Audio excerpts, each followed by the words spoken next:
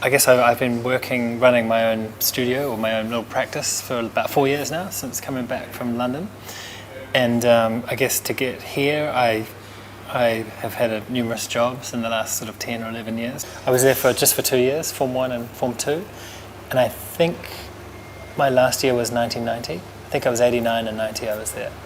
And I remember it really well. And I have really fond memories of Wellesley. I think it really, I think I was quite a timid person coming into Wellesley, and I think those 2 years really set me up well for then going on. I went to Wellington College, which was pretty big, all boys public school, a great school, but I think it was potentially one of those environments where it would either sink or swim, and I think Wellesley really helped prepare me to be a bit more confident and a bit more sure of myself and know what I wanted and what I enjoyed, and I think it was a great prep in that sense. Yeah. I remember one time we realised you could crawl. I think it might have started at the top of the creek that runs down the side. You could crawl through the tunnels and then end up down to the beach.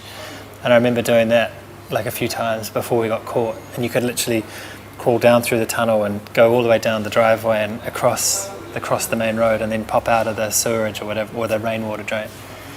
And I think it might have been Mr. Gervin who caught us. But I have this vision in my head of like at some point looking up through the grate, because there's various grates along the way, and looking up and realising there was a teacher up there, and that was the end of that. And we must have got into trouble for that, but I can't actually remember the trouble. I just remember it was a pretty cool thing. I don't know, I made some really good friends. It's funny, I still have, like for example, Ben, who I work with in this office, we're great mates, and it's been, we met each other when we were 10 or 11. I remember an environment which was pretty embracing, and like I said earlier, I think it really, they really helped recognise and allowed me to do things that I loved. And I think a good example of that is, I think in my art classes with Mrs. Owen, I think obviously people realised that I enjoyed drawing, and so they would embrace those things that I loved.